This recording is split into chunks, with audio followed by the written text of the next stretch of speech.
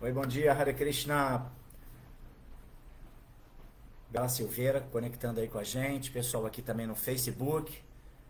Vou dar início aqui à transmissão da nossa live de hoje do Srimad Bhagavatam. Seja bem-vindo, você que se conecta aqui com a ISKCON com o Rio de Janeiro.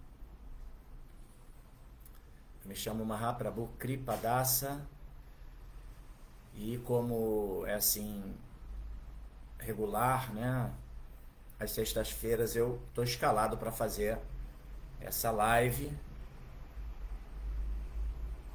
para a gente poder iniciar o nosso dia com um pouquinho de conhecimento para poder iluminar, né? Luz do conhecimento para iluminar nossa consciência e nossas atividades. Então vamos lá, Srimad Bhagavatam, terceiro canto, capítulo 7, intitulado Outras Perguntas de Vidura. Eu vou estar lendo os versos 32 até o 35, tá?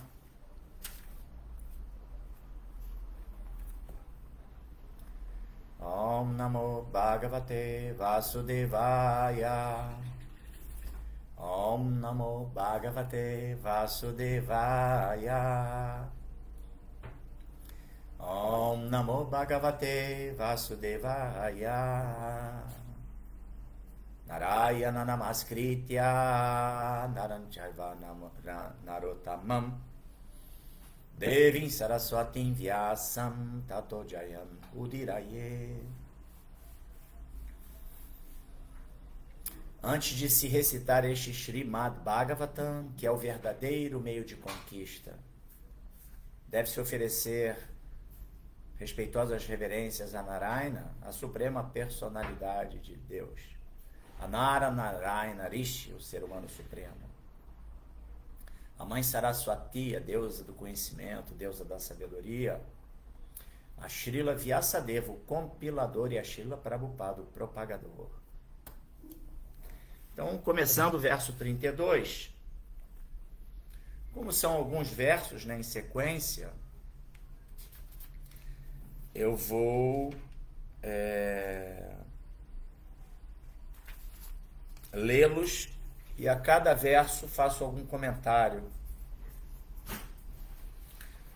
Alguns sem significado de Srila Prabhupada, outros com significado muito pequeno. Mas eu acho que atende melhor a nossa dinâmica para absorção, né, dos tópicos que vão ser aqui abordados. A gente ir comentando, eu vou comentando cada verso individualmente, tá? Ai, rapaz. Então vamos lá, verso 32. Dharmartakama mokshanam nimittani avirodataha vartaya dandanitescha shrutasya cha vidim prita. Dharma, religiosidade. Artha, desenvolvimento econômico. Kama, gozo dos sentidos. Mokshanam, salvação. Nimittani, causas. Avirodataha, sem ser contraditórias. Vartayaha, sobre os princípios dos meios de vida. Dandanitehe, de lei e ordem. Cha, também. Shrutasya, dos códigos das escrituras. Cha, também. Vidim, regulamentos. Prita, diferentes. Vamos ao significado, aliás, a tradução. Esse verso especificamente não tem significado de Srila Prabhupada. Vamos ler aqui somente a tradução então. Descreve também as causas não contraditórias da religiosidade, do desenvolvimento econômico, do gozo dos sentidos e da salvação, e também os diferentes meios de vida e diferentes processos de lei e ordem, tal como são mencionados nas Escrituras reveladas.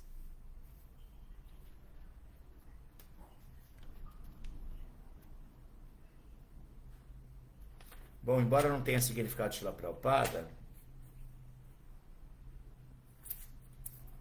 o que acontece?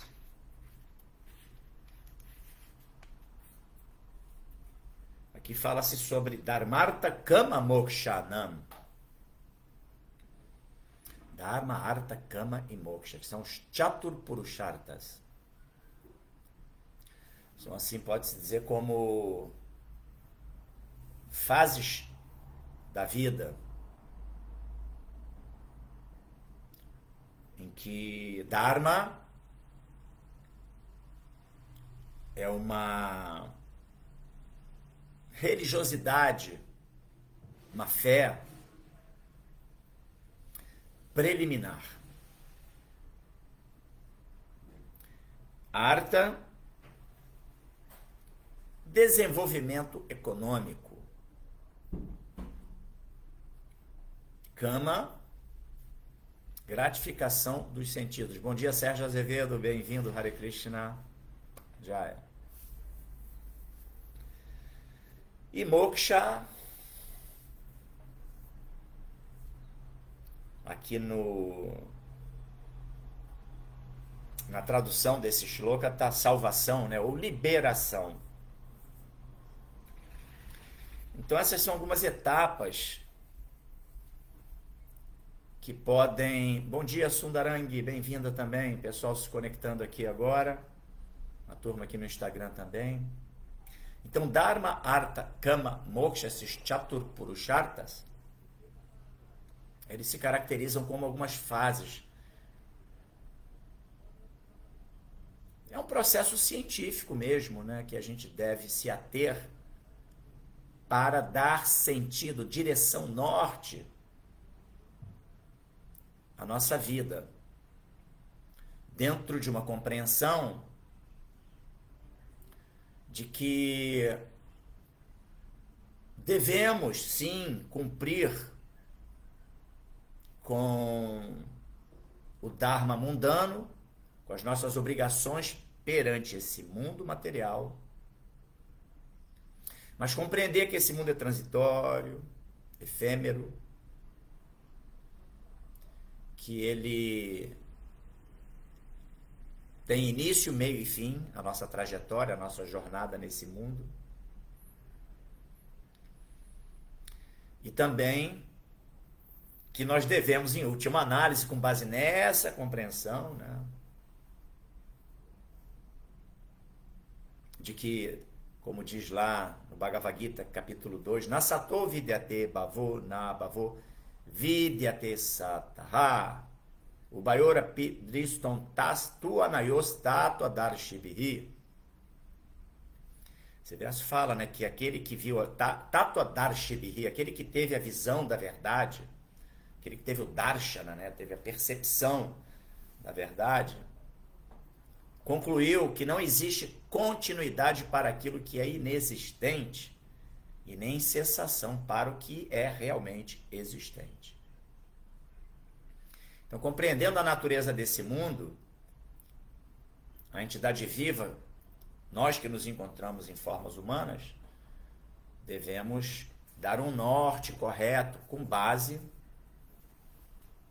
em princípios e valores que permitam o desenvolvimento da compreensão da realidade da existência. Que, como esse verso do Bhagavad Gita que eu mencionei sugere, né? Sugere não, ele afirma, né? E como também é o dito popular, né? Essa vida é uma ilusão.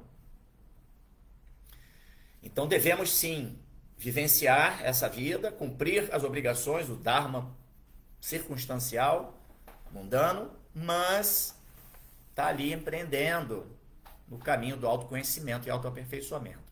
Então, por isso, e esse processo que eu mencionei, né, esses Chatur Purusharthas, né, você inicia com uma fé preliminar, uma compreensão de religiosidade preliminar, mas que te dá uma direção dentro dos valores do Dharma mesmo e do cultivo de virtudes. Uma vez feito isso, naturalmente ocorre o quê? O desenvolvimento econômico. A pessoa empreende, tem seu desenvolvimento econômico, e aí vivencia, né, desfruta dessa condição, e depois com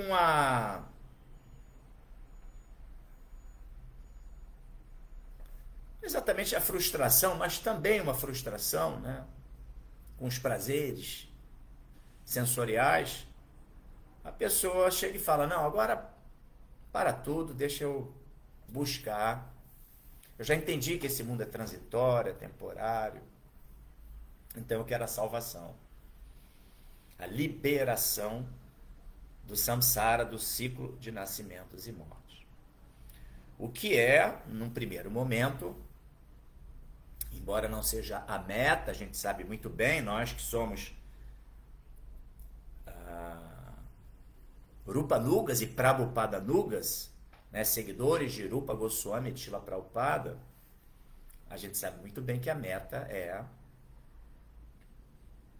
serviço devocional amoroso e motivado e ininterrupto à suprema personalidade de Deus, cumprindo o princípio Dasa no Dasa, que esse é o nosso fio da meada, né, que vai nos conectar efetivamente com a possibilidade de prestar serviço amoroso a Krishna, Arada e Krishna, enfim. Mas essa ideia de salvação, sair desse mundo, preliminarmente, é um objetivo que nos impulsiona para a realização do quão esse mundo é distorcido, miserável, e que nos submete a muitas situações desafortunadas, entendeu?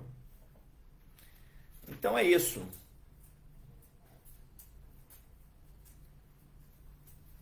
Aí o verso fala também sobre os princípios dos meios de vida. Também está atrelado a isso, né? Lei e ordem. É muito importante, né? A gente tem, assim, os jovens sobretudo, né? Ele tem aquela ideia de que não existem leis, anarquia, nada de ordem. Baseado, obviamente, na hipocrisia, né? Na demagogia, na falsidade das relações, inclusive institucionais. Esse mundo é fake, né? A gente observa, assim, muitos segmentos que agem dentro do princípio do politicamente correto de fachada, né? Mas lá no íntimo mesmo, a gente observa a corrupção, uma série de vícios, de más condutas, e que fazem com que a gente vá perdendo a fé, né, nesse sistema. E aí, consequentemente, vem essa ideia de anarquia, de que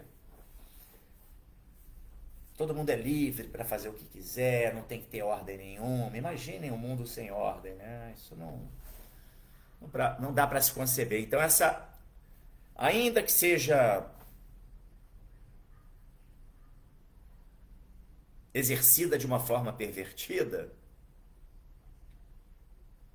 esse sistema institucional que vigora, ele tem sua relevância, ele abaliza um pouco as relações, né? De modo a permitir uma harmonização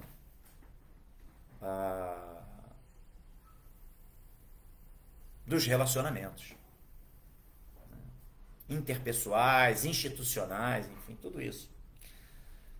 Mas, enfim, então, dentro do processo da consciência de Krishna, imagine o código de Manu, primeiro código de que se tem conhecimento da humanidade, que estabelece ali regramento para condutas Então, Krishna, ele é, sim, adicto à lei e à ordem, com certeza. E sim, baseado, e tudo isso a gente pode acessar, né, através das escrituras reveladas. Tá? Vamos lá, vamos para o verso 33 agora.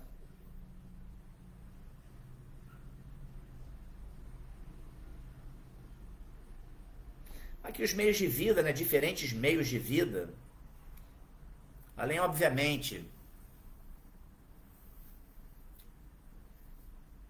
do aspecto corpóreo, que cada entidade viva vai estar submetido em razão de guna e karma, tem também a questão do Varnashram Dharma mesmo, né? Posição social e também a posição espiritual. Né?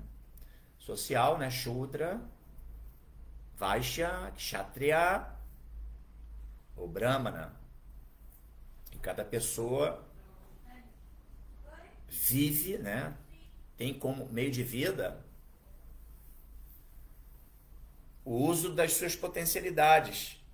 Né? Shudras normalmente pessoas de capacidade física avantajada, que normalmente estão ali atuando em diferentes tipos de serviços, braçais, uma base muito importante da sociedade. Os Vaishyas, que estão ligados à agricultura, ao comércio, tem o tino, né, mercantilista. Isso é muito comum, né? Tem pessoas que têm essa característica, né? Algo já inerente à pessoa, né?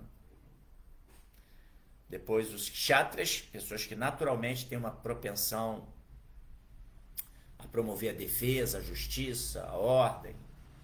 Então são esses kshatriyas, né? Classe militar, governante. E os brahmanas,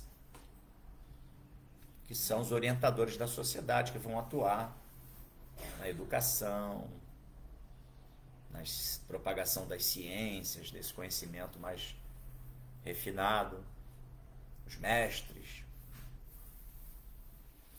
E também, eu falei de Varna e Ashram, né? E o Ashram são a posição espiritual, né? Com brahmacharis, que são os estudantes celibatários.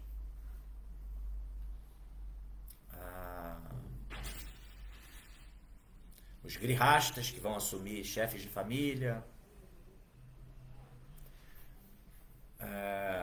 O vanaprasta, aquele já que retirante da família, após ter cumprido com seu dharma perante a família. E os sannyasis, que vão estar na ordem renunciada da vida. Então, são diferentes formas de se viver, né? Vamos para o verso 33, que fala Shraddhasyatya vidim brahmam pitrinam sargam evacha graha nakshatra taranam kalavayava samstitim. Shraddhasya, dos periódicos oferecimentos de respeitos, Cha também. Dá um beijinho no papai, vem aqui. Bolinha, tá? Vai com Deus. Beijo. Beijo. Você vai e volta. Vidim, regulamentos, Brahman, Brahmana, Pitrinam, dos antepassados, Sargam, criação, Eva, como, Cha também, Graha, sistema planetário, Nakshatra, as estrelas, Taranam, astros, Kala, tempo, Avayava, tá certo. Duração, Samstitim, situações. Vamos na tradução. Por favor, explica também os regulamentos para se oferecer respeitos aos antepassados, a criação do Pitriloco, o horário nos planetas, estrelas e astros, e suas respectivas situações. Então vamos ao significado de Srila Prabhupada, Jai Srila Prabhupada.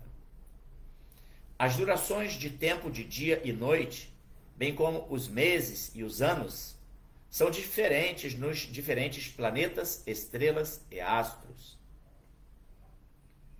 Os planetas superiores, como a Lua e Vênus, têm dimensões de tempo diferentes das da Terra.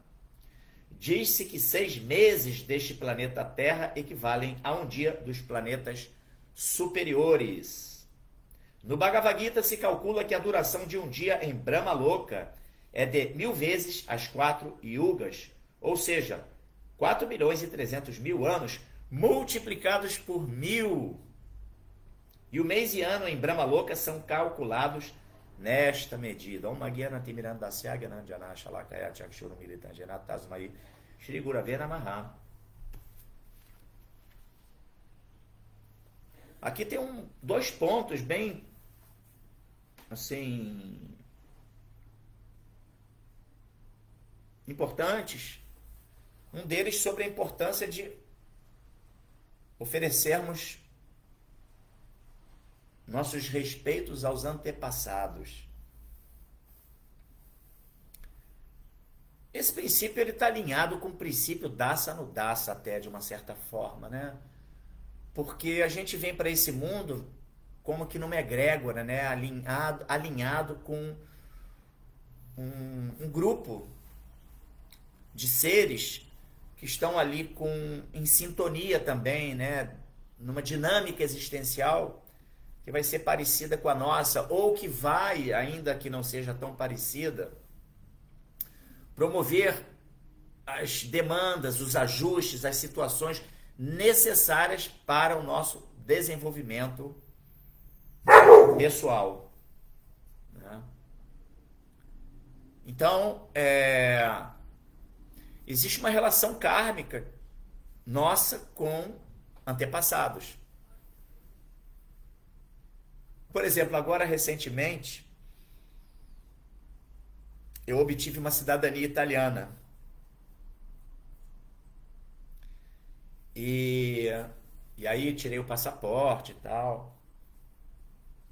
Então, interessante como que essa situação, ela potencializou a minha conexão com entes familiares distantes, né?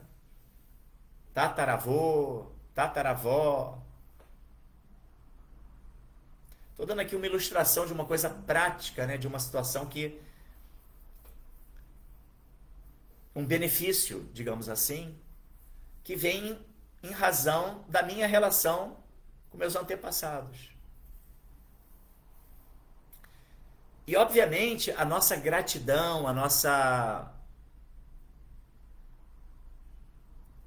a percepção desse nosso link com todas essas pessoas que estiveram antes de nós e que fazem parte da nossa árvore genealógica,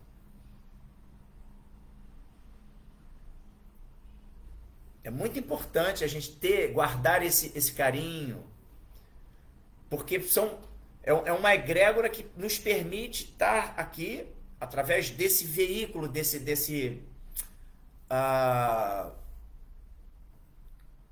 dessa soma de seres, né? A gente vem para esse plano de existência, recebe um corpo específico dentro de uma família, com uma tradição, uma cultura, tudo linkado a Guna e Karma, claro, né? E estamos aí para poder progredir. Mas a gente não pode perder essa referência, entendeu? É muito importante isso. A gente reverenciar, a gente preservar os nossos respeitos a essas pessoas, entendeu? A essas almas, na verdade, né? Então, porque tudo está linkado, né? É um emaranhado, né? Nessa lei do karma. A lei do karma uma expressão que eu ouvi uma vez de Lokasakshi Prabhu, né? Que a lei do karma é como uma colcha de retalhos. São muitos componentes, né? Muitas pecinhas que formam um quebra-cabeça. De uma certa forma, essas pessoas, nossos antepassados, eles também estão ali dentro daquele cenário. E claro, a gente não deve ficar apegado à questão ali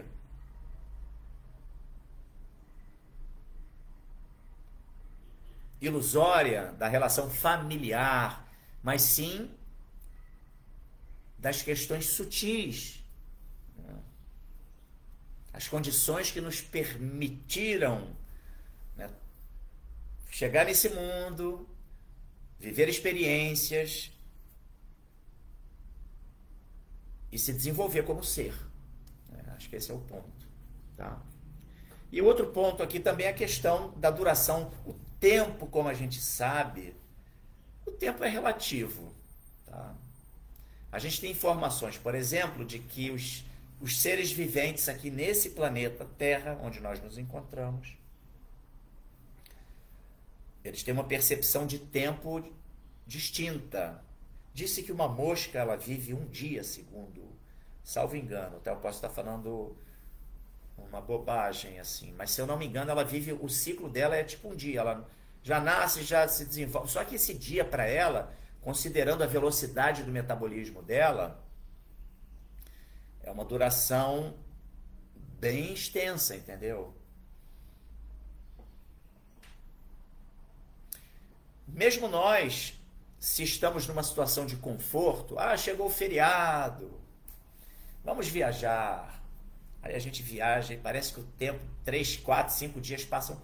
Poxa, o feriado já está acabando. Como passou rápido, como você está ali imerso. Ali nos prazeres de gratificação daquele feriado, né? Curtindo a vida adoidado. Então o tempo passa muito rápido. Uma situação desafortunada, uma situação ali mais difícil, penosa, parece que o tempo não passa. Então, essa é uma percepção que a gente pode ter da relatividade do tempo. E, obviamente, também essa questão do tempo, aqui o Srimad Bhagavatam está mencionando, aliás, o Srimad Bhagavatam menciona, né, ele está falando sobre isso, né? Em diferentes planetas, em diferentes astros, o fator tempo ele é peculiar. Inclusive cita aqui então no o significado de Srila Prabhupada, fazendo referência a Bhagavad Gita, né? Que a duração de um dia em Brahmaloka, um dia, gente, um dia, corresponde 1000 vezes as 4 yugas. Quer dizer, algo assim inconcebível, né? As 4 yugas duram 4.300.000 anos. Um dia de Brahman é 1000 vezes isso. Então daí a gente pode entender que realmente mesmo esse universo, né, material, ele é algo assim fantástico, né? Como Krishna é poderoso, né, gente?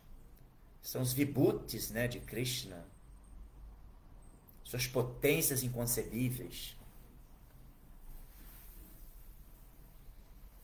e que permitem que cada ser se encaixe dentro de uma realidade de acordo com guna e karma. Vamos para o verso 34. Dhanasyatta pasovapi jachesta purtayo phalam pravasastasya jodharmo yascha punsha utapadi.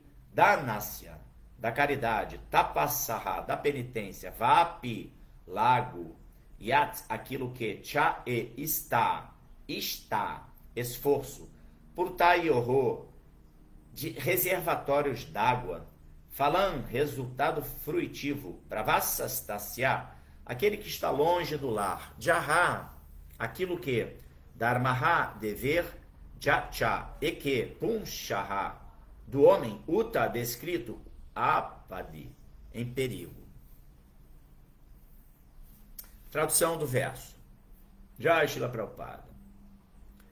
Por favor, descreve também os resultados fruitivos da caridade e da penitência e de se cavar reservatórios d'água. Descreve, por favor, a situação das pessoas que estão longe do lar e também o dever de um homem em uma posição incômoda. Prabhupada aqui tece um comentário bem sucinto, tá? Ele fala: o cavar de reservatórios d'água para uso público é uma grande obra de caridade.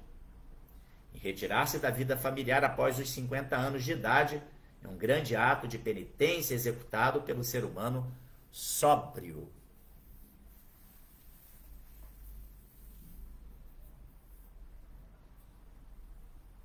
Bhagavad Gita, capítulo 18, verso número 5, né? Jagyadana tapakar manatyajan karyan natyadan karyan evatat. Jagyan danam tapas chaiva pavanani manishinam. Estou com o Bhagavad Gita aqui, deixa eu... Esse verso fala que sacrifício, né?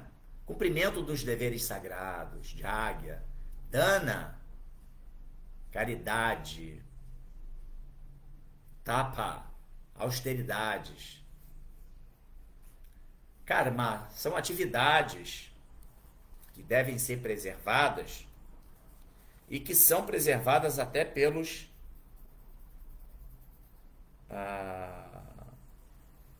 pessoas santas, já pessoas que já atingiram uma plataforma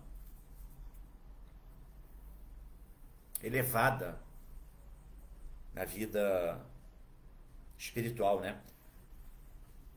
Vou ler aqui a tradução que está no Bhagavad Gita, né? Alguns homens instruídos, aliás, não, os atos de sacrifício, caridade e penitência não devem ser abandonados, mas sim executados. Por quê? Porque a gente pode pensar assim: eu transcendi tudo, os modos da natureza, as influências desse mundo. Então,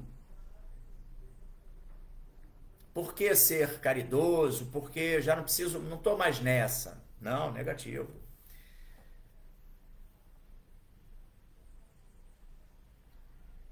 Sacrifício, caridade e penitência não devem ser abandonados, mas sim executados sempre. Na verdade, sacrifício, caridade e penitência purificam até as grandes almas. Ou seja, tá vendo? Tem essa questão, né, de ser um agente purificador, até mesmo para grandes almas. Por isso mesmo, grandes almas mantêm, né, esse norte, né, de estar sempre agindo dentro dos princípios de Jagya, Dana, Tapa, né? Sacrifício, né? Sacro ofício, caridade e penitência.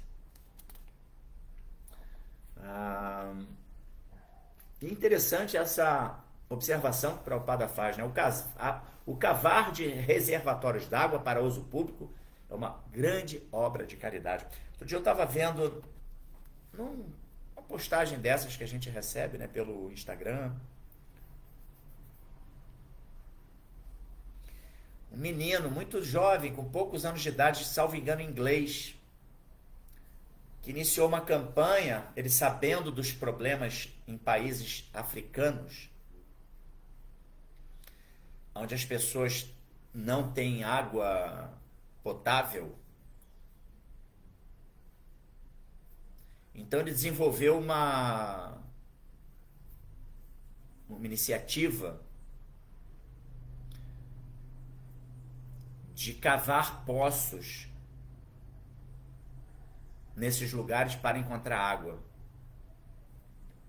Então tem as filmagens, né, do início do empreendimento em várias localidades, e furando lá o solo e aí encontrando a água e trazendo muito conforto para a população de determinadas comunidades que sofriam muito com escassez de água potável, entendeu? Então você vê como isso é importante, o elemento água, fundamental para tudo, né? Para a manutenção do corpo físico, para desenvolvimento da agricultura. É um dos principais, né? Um dos 5 elementos do plano de existência material, elementos básicos, né? Que são terra, água, fogo, ar e éter. Então a água é fundamental. Então essa ação, né? Prabhupada até, imagine, bota isso no seu significado, né? Como um ato de caridade de alto grau, né? Altíssimo nível. É verdade? E também Prabhupada menciona aqui a questão do retirante da vida familiar aos 50 anos. Né? Onde um chefe de família, depois de cumprir com todo o seu dharma perante a família, ele vai buscar a plataforma de moksha, né? Voltando lá ao primeiro verso que eu li, né? Que falava dos Purusharthas, né? Dharma, Artha, Kama e Moksha. Um chefe de família, depois que ele já cumpriu com seus deveres, aí a instrução das escrituras reveladas é o que? Ele iniciar toda uma preparação para partir desse mundo, porque vai chegar o momento da partida, né? Então, no primeiro momento, vá na Prasta Ashram,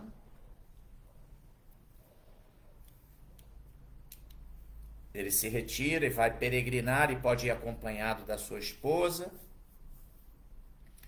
que atua como uma auxiliar na sua peregrinação, na sua entrega, na sua devoção, no ofício da pregação, e que pode culminar com a aceitação, né, da ordem renunciada da vida, que é sannyasa. Isso não é para qualquer um, não. Isso aí não é para qualquer um, não. Isso daí é uma direção assim que, claro, né, a gente aqui do Ocidente não tem essa tradição, essa cultura. Então, não é uma direção que é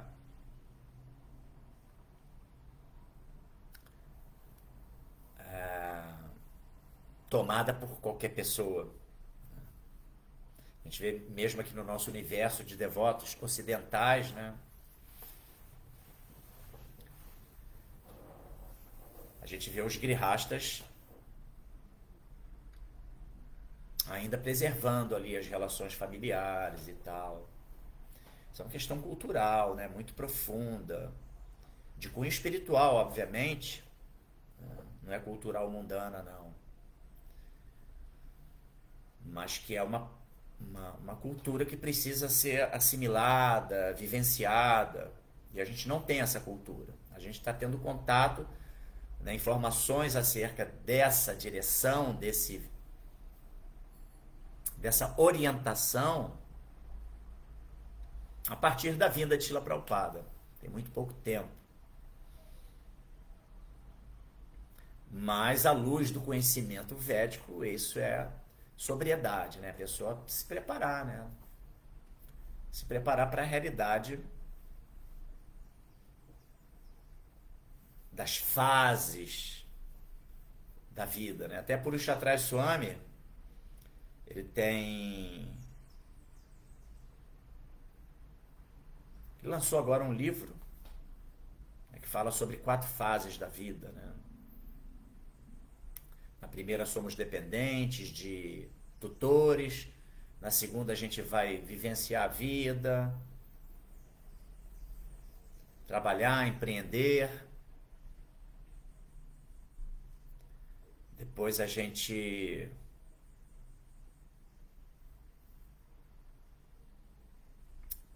tem uma aposentadoria, e a quarta fase é onde você tem que estar realmente ali já se preparando para esse momento de partir desse plano de existência material. Então,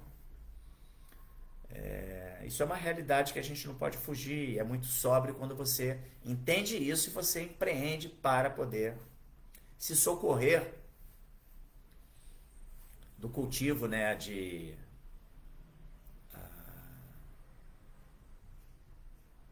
Jnana Vairagya, conhecimento e desapego.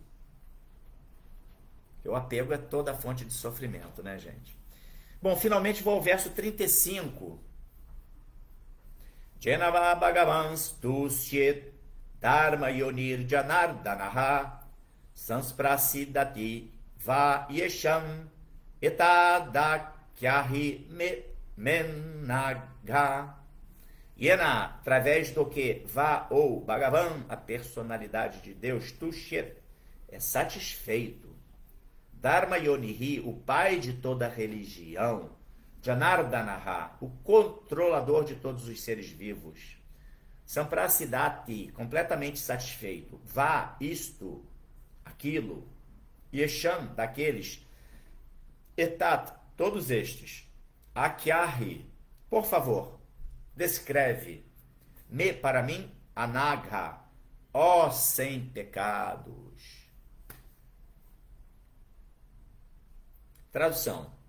Ó sem pecados, porque a personalidade de Deus, o controlador de todas as entidades vivas, é o pai de toda religião e todos aqueles que são candidatos às atividades religiosas. Por favor, descreve como ele pode ser completamente satisfeito. Então, significado. Todas as atividades religiosas destinam-se, em última análise, a satisfazer a suprema personalidade de Deus. O Senhor é o Pai de todos os princípios religiosos, como se declara no Bhagavad Gita 7:16, 4 tipos de homens piedosos: o necessitado, o aflito, o esclarecido e o curioso, aproximam-se do Senhor no serviço devocional, sendo a sua devoção misturada com a afeição material.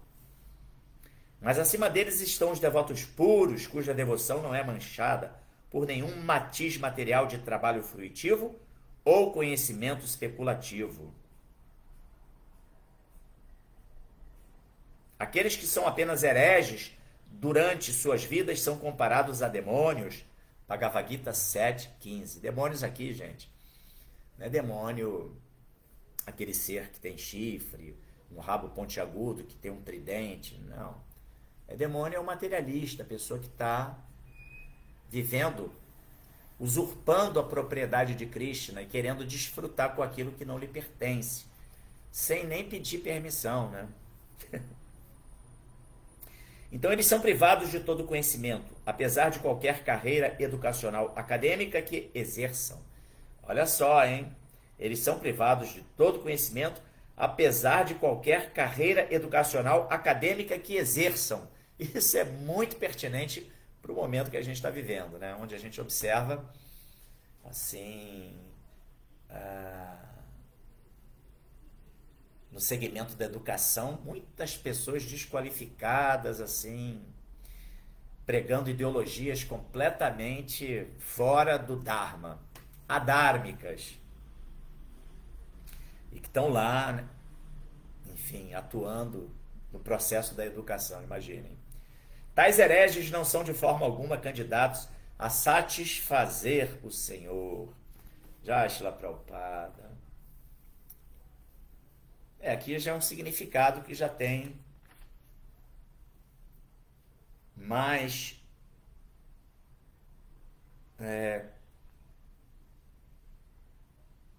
pontos filosóficos, né? Primeiro que a gente pode assim observar é que todo tipo de atividade, todas as atividades religiosas destinam-se, em última análise, a satisfazer a suprema personalidade de Deus. pelo menos devem, né? O objetivo de qualquer iniciativa religiosa é essa conexão com Deus. Prabhupada menciona aqui sobre os 4 tipos de pessoas que vão buscar Deus, que vão assim buscar aproximação. E aí ele menciona, né, o necessitado, o aflito, o curioso e o sábio. Aquela pessoa que é dotada de conhecimento. Aqui nesse significado, o Prabhupada botou o necessitado, o aflito, o esclarecido e o curioso. O necessitado vai buscar a Deus pedindo coisas, né?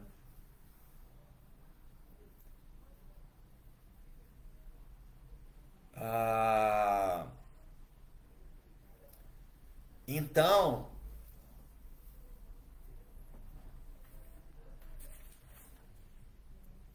qual é o objetivo? É a satisfação de Krishna?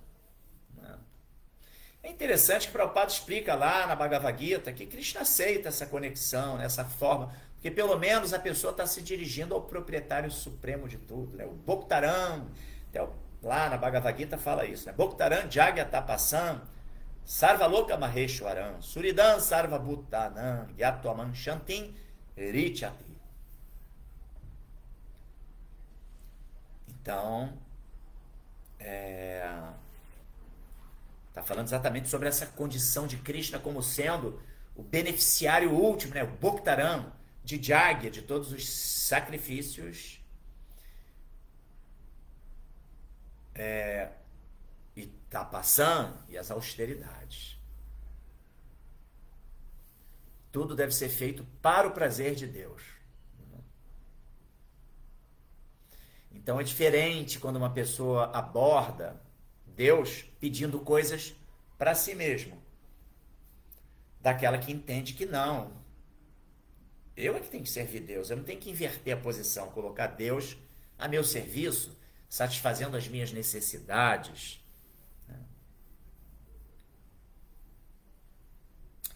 Deus já nos deu tudo. Tá tudo aí, o plano, por exemplo, aqui nesse nosso plano de existência, né, no planeta Terra, temos lá a agricultura, né, os frutos que que germinam, temos a água, tudo para permitir a manutenção da vida. Então Deus já nos deu tudo, ficar pedindo mais o que para Deus, gente? Então é uma outra plataforma, né? Você sair dessa plataforma de ficar pedindo coisas para Deus, uma plataforma materialista, né? Ainda muito densa. E aí você fala, não, eu é que tenho que servir Deus. Deus já me deu tudo, gente. Já me deu um corpo. Já me conectou com outros seres, meus antepassados. Eu venho dentro de uma egrégora e numa condição específica. Deixa eu me conectar aqui com Deus de uma outra maneira.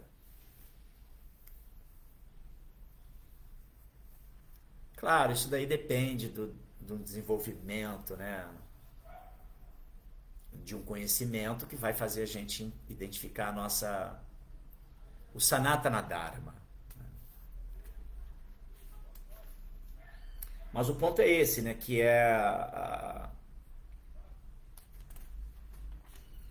o ponto é que Krishna aceita diferentes formas de conexão com ele. Ele é muito misericordioso. Tá? Ele está sempre ali pronto para receber o aflito, o necessitado. Entendeu? Imagine até um curioso, né? Uma pessoa curiosa que vai, de repente, entra numa biblioteca, vai pesquisar uns textos sagrados. E aí ele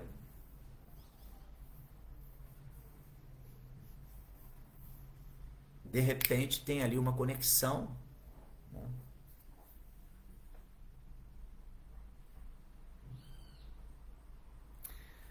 E claro, aí Prabhupada fala no seu significado que acima dessas classes de pessoas, aí tem um devoto avançado, devoto puro. cuja devoção não é manchada por nenhuma matiz material de trabalho fruitivo ou conhecimento especulativo.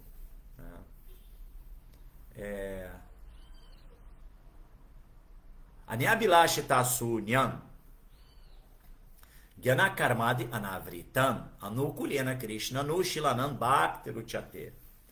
Isso é do Bhakti Rasamrita Sindhu. Néctar foi condensado no néctar da devoção. Bhakti Rasamrita Sindhu de Rupa Goswami. Ele fala exatamente sobre isso, que o estágio mais elevado de Bhakti é aquele no qual Anyabilashita Shunyam, a pessoa age desprovida de qualquer interesse pessoal. Gyana Karmadi Anavritam, ela também está rejeitando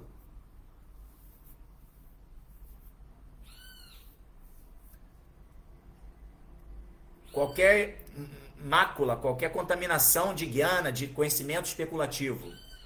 E karmadi, que é exatamente o que o Prabhupada fala aqui, né? Trabalho fruitivo, que é o trabalho que você objetiva os resultados para você mesmo.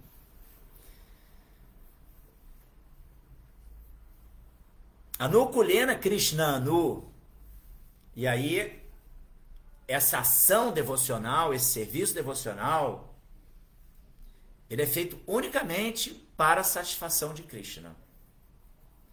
Esse verso é bem Prabhupada, certamente quando escreveu esse significado, ele, embora ele não tenha comentado aqui, feito a referência desse verso, que Rupa Goswami cita no Bhakti Rasamrita Sindhu, mas certamente ele estava conectado, porque é impressionante, né? Exatamente isso, olha lá.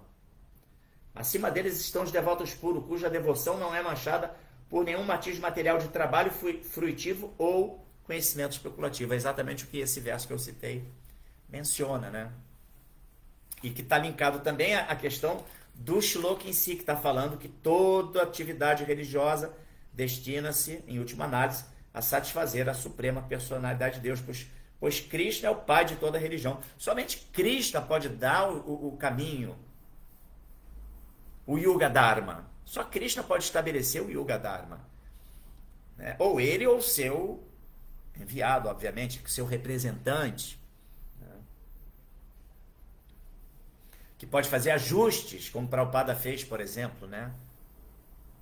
Como um fundador acharya da ISKCON, Prabhupada ele deu uma ajustada no processo do Sadhana Bhakti, propagou o Yuga Dharma, mas é só Deus que pode estabelecer o Yuga Dharma, só Ele, só Krishna. Não tem jeito. E para fechar essa leitura de hoje, eu faço também referência a um verso muito importante também do Bhagavad Gita, Yoginana Pisar, que vai ao encontro também dessa ideia, né, dos devotos puros. Yoginana Pisar Vesham Magaterantaratmana Shradhavam Bhajatejo Mansame Yukta Tamo Mataha. Aí esse verso está falando, né? De todos os yogis. Yoginana Pi Sarvesham Matgatenantaratmana. Aqueles que estão mais conectados comigo em amor e devoção.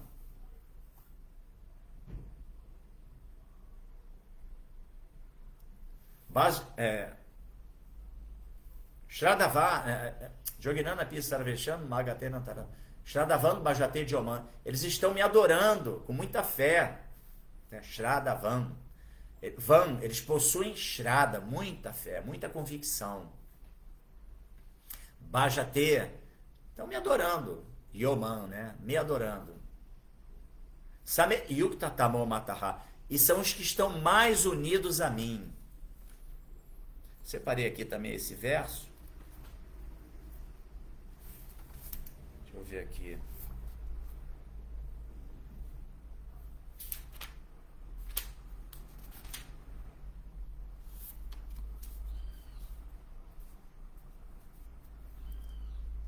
Madgatenantaratmana Madhgatena, refugiando-se em mim, pensando sempre em mim, a anta atmana, dentro de si mesmo. Então é assim, né? E de todos os yogis, aquele que tem muita fé e sempre se refugia em mim, pensa em mim dentro de si mesmo e me presta transcendental serviço amoroso, é o mais intimamente unido a mim em yoga e é o mais elevado de todos. Esta é a minha opinião. Quer dizer, Krishna aqui está falando, né? Qual é o transcendentalista mais elevado? É o que lhe presta serviço amoroso. Por isso,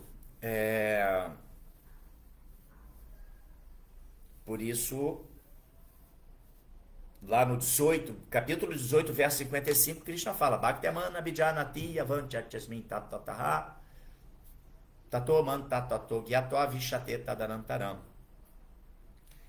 Ele explica inclusive isso, que é unicamente através de Bhakti, serviço devocional amoroso, que alguém vai poder me conhecer como eu sou em verdade.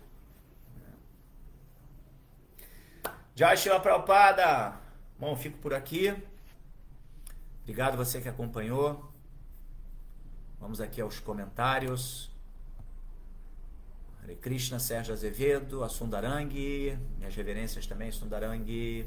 Também Marcos Maria Branquinho, Fernando Araújo da Silva, também bom dia para você. A Bhaktin Val.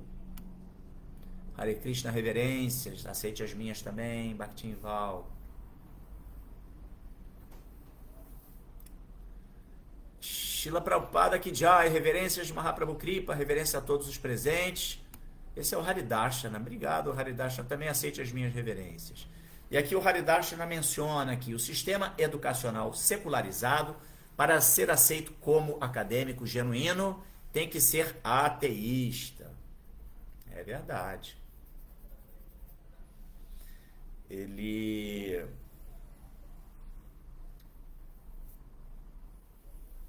Haridarshana aqui colocou essa afirmação, né, esse princípio, esse lamentável princípio que... Porque imaginem, né, a gente está falando aqui, todo conhecimento ele advém de onde? Dos Vedas. Mesmo conhecimento da engenharia, da arquitetura, da medicina, de tudo, tudo. Mas é a ação de Maya, né? Maya está atuando o tempo todo, a todo vapor, e de modo que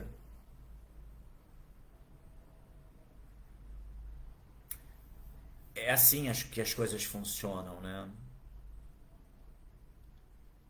Mas, por exemplo, as escolas Vaishnavas, nos núcleos da ISKCON ao redor do mundo, onde as crianças recebem um conhecimento acadêmico e, paralelamente a esse conhecimento, elas estão sendo instruídas dentro do Bhagavata Dharma. Então isso é fantástico, né? Isso é maravilhoso. Porque formam-se cidadãos que vão ter proeminência como seres do mundo material, porém com um plus, que é o conhecimento espiritual. E somente com essa bagagem é que você pode amar o próximo. Porque sem essa bagagem, nós somos vítimas da competitividade, da busca pelo espaço, nos segmentos da sociedade para manter o corpo, para poder prover a subsistência. Não é verdade? É um leão querendo comer o outro leão. Esse é o problema.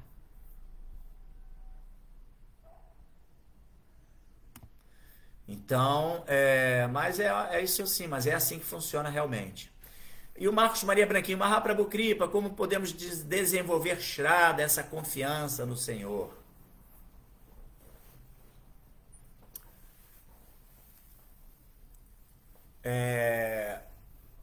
Lá no mesmo Bhakti Rasamrita Sindhu,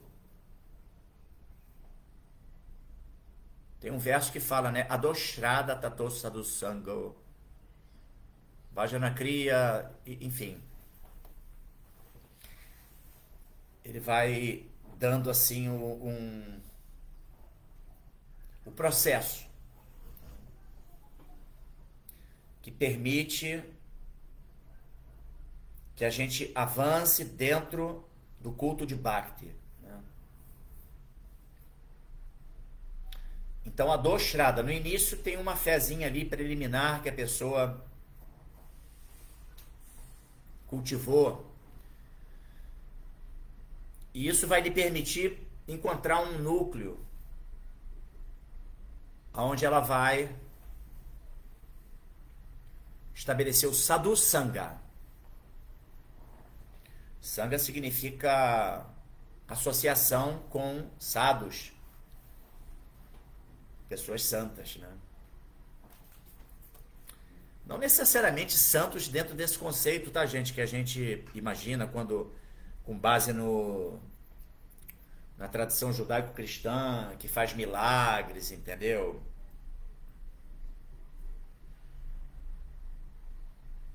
Santa no sentido de pessoas sãs, que têm sanidade, né? Até o termo santidade deriva aí de sanidade. A pessoa que age de forma sã perante o mundo, nas suas relações, porque ela entendeu a sua posição, a sua relação com os demais seres e tudo mais. Então, o Sadhu Sangha é um elemento fundamental. E aí, através da associação, você começa o processo de Bhajana Kriya. Kriya é karma, né? Também atividade de adoração, de bhajans. Serviço devocional em última análise, né?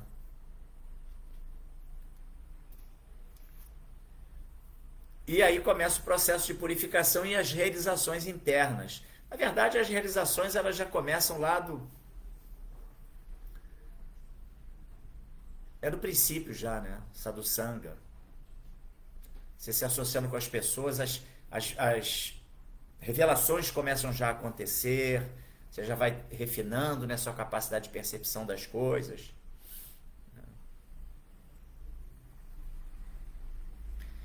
E aí, quando você está no Anartha Nivriti,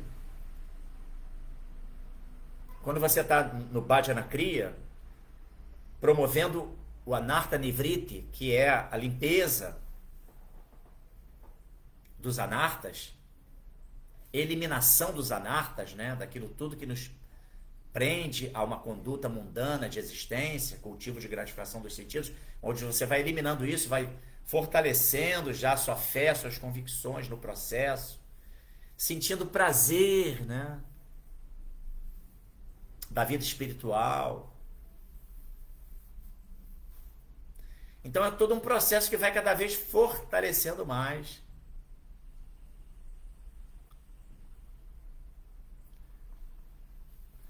Né? Você sente o gosto, né? Ruchi.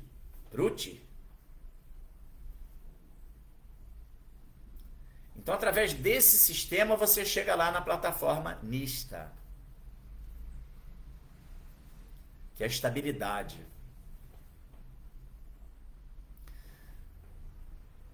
Mas, claro, mais objetivamente falando,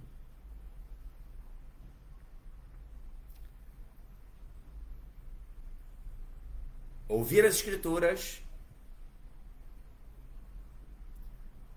praticar a meditação do Mahamantra Hare Krishna, honrar Krishna Prasada, preservar a associação com pessoas que estão nesse cultivo. E aí o resto deixa que Krishna se encarrega, né? A fé vai sendo fortalecida a cada momento. Krishna, ele vai... A revelação, ela vai acontecendo, né? É impressionante. Como diz também lá no Bhagavad Gita, né? Radya Vidya Radya Guhyam Pavitran Idam Uttamam Pratyaksha Vagamandar Myansu Sukankartum Avyayam.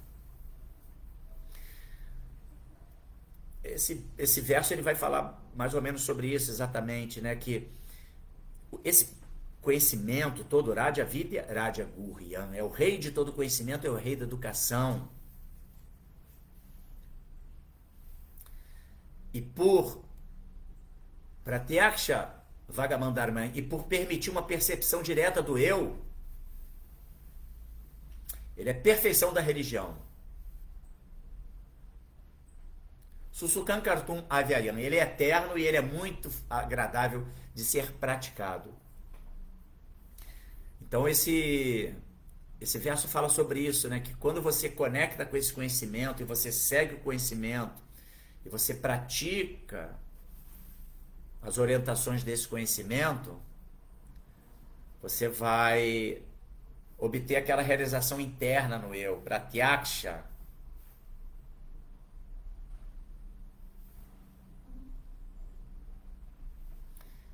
E é isso que promove a intensificação da nossa convicção no processo.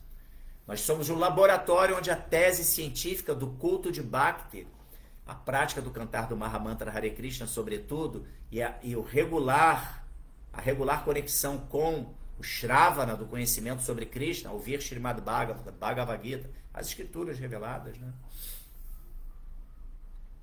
Aí isso daí traz essa realização interna e as convicções vão se cada vez sendo mais intensas. Ok? Ruti também pode ser entendido como amor. Não, fala, Lupe. Minha esposa voltando aí, o Lupe aqui. Do que eu entendo, Ruti é o gosto.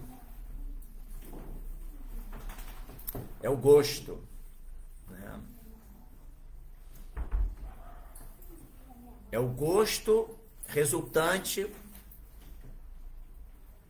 das ações em consciência de Krishna, do serviço devocional, que promove um prazer assim interno muito grande. E a psicologia explica que, por exemplo, ações nobres, altruístas, de auxílio a outras pessoas, elas promovem uma sensação interna de satisfação no eu também. Um prazer, né, um interno. Quando você executa uma ação eficaz, benéfica para uma outra pessoa, você ajuda um cego a atravessar uma rua, a pessoa está ali perdida, cega, você, por favor, posso lhe ajudar? Segura aqui no meu braço. Você conduz aquela pessoa. Aquilo já traz uma experiência interna de uma sensação positiva.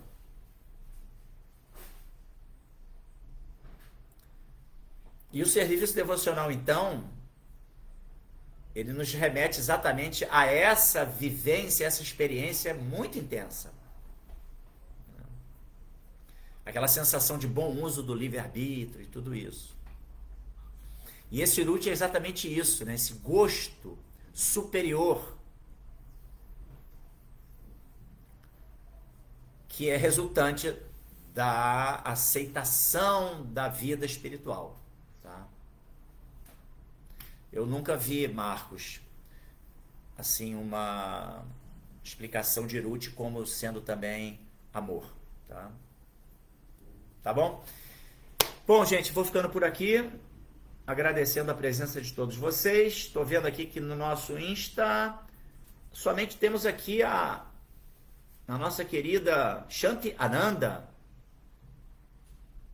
ela fala que infelizmente precisamos ficar atentos sempre. Naturalmente ela está falando no início lá da minha fala, desculpe Shanti Ananda de eu não ter me reportado seu comentário anteriormente, que eu estava aqui absorto, né, seguindo essa dinâmica. Foram muitos versos que eu li, mas está falando exatamente sobre lá o início da minha leitura, tá? E ela fala aqui depois, perfeitas analogias sobre a ancestralidade. Obrigado, querida. Depois, muita gente entrou, passou aqui, mas comentário mesmo, não tivemos mais nenhum aqui do nosso Instagram. O pessoal hoje meio tímido no Instagram. Aqui no Facebook o pessoal comentou, participou. E agora o Marcos Maria mandou aqui todas as glórias aos devotos reunidos da Srila Prabhupada.